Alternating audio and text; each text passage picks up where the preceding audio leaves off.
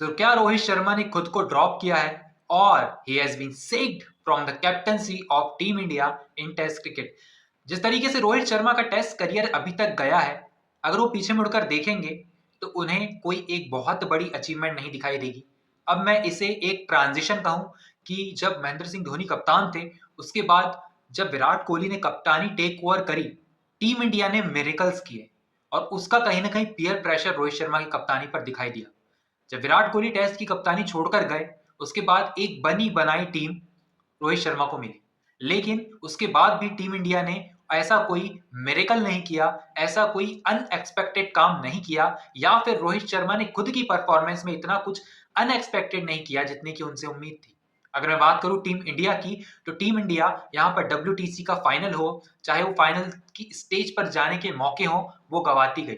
हालांकि हमने घर पे टेस्ट सीरीज जीती, हमने घर पे टेस्ट सीरीज हारी भी, लेकिन अगर मैं बात करूं यहाँ पर उन प्लेयर्स को मौका देने की जो कि डिजर्व करते थे, कहीं ना कहीं रोहित शर्मा की कप्तानी में वो चीज दिखाई दी कि हमें, जैसे अक्षर पटेल हो रविंद्र जडेजा की जगह, या फिर गेंदबाजी में अभी जो सीरीज चल रही है बॉर्डर गवास्कर ट्रॉफी, वहां पर आपने हर्षित राणा को ले गया।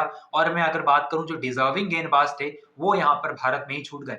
अगर बात करें गौतम गंभीर की और रोहित शर्मा की, तो कहीं ना कहीं वहां पर तालमेल की कमी हमें दिखाई देती थी, क्योंकि शुरुआत से ही रविचंद्रन अश्विन को मिड ऑफ द सीरीज यहाँ पर रिटायरमेंट लेना पड़ा और भी बहुत सी चीजें हुई।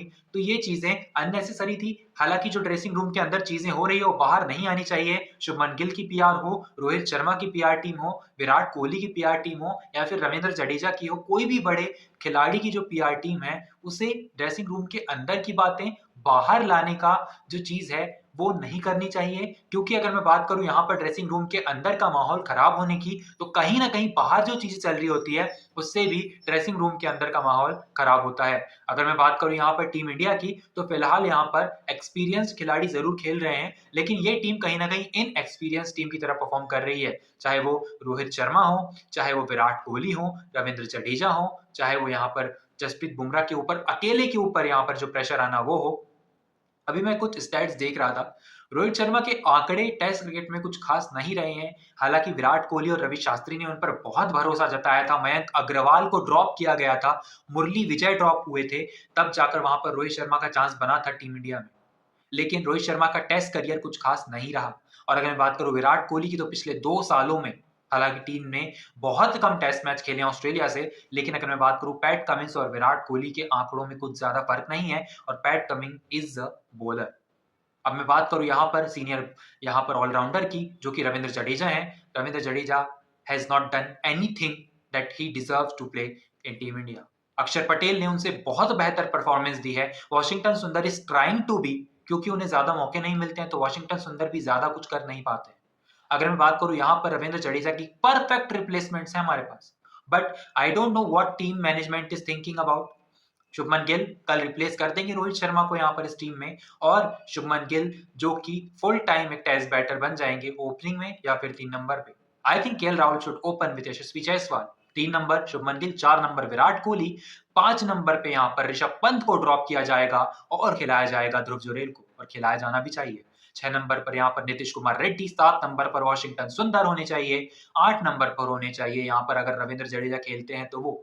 हालांकि मेरे हिसाब से उनकी फिलहाल कोई जगह नहीं बनती है। मोहम्मद सिराज टायर्ड होंगे। जसप्रीत बुमराह को ड्रॉप करना खतरे से खाली नहीं है, क्योंकि वो ही है जो शायद कप्तानी को टेक ओवर करें। जिस तरीके से हमें नेट प्रैक्टिस में दिखाई दिया, जिस तरीके से हमें गौतम गंभीर, अजित आगरकर के साथ उनकी बातचीत दिखाई दी, I think Jasprit Bumrah is gonna take over the captaincy from the Sydney test. और रोहित शर्मा जो कि ड्रॉप कर देंगे अपने आप को, या फिर टीम मैनेजमेंट ने उन्हें ड्रॉप किया है, ये एक प्रश्न है फिलहाल भारतीय टीम के सामने, भारतीय मैनेजमेंट के सामने। अगर बात करें यहाँ पर जसप्रीत बुमराह की, उसके बाद अगर मैं बात करूं हर्षित राणा जो कि खेलेंगे आई थिंक मोहम्मद सिराज की जगह, Akashdeep will play.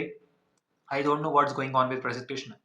He should have been in playing 11 anytime, but I don't know why management is ignoring Prasidh Krishna like no one else. Nitish Kumar Reddy will play. He played best. He gave his best और youngsters ने अच्छा perform किया है। इस series के पहले ही लग रहा था जिस तरीके की फॉर्म में टीम इंडिया थी, कहीं ना कहीं लैग कर जाएगी ऑस्ट्रेलिया से, लेकिन हमने एक मिरेकल की उम्मीद की थी, जो कि ऋषभ पंत, विराट कोहली, रोहित शर्मा, रविंद्र जडेजा और भी बहुत सारे प्लेयर जिनसे हमें एक्सपेक्टेशन थी, उन्होंने हमारी एक्सपेक्टेशन को चकनाचूर कर दिया और भारतीय समर्थकों के लिए ठेस पहुंचाई है। अगर मैं बात करूं WTC की, अब कोई उम्मीद नहीं है क्योंकि श्रीलंका के ऊपर आप उम्मीद जताकर बैठ नहीं सकते हैं।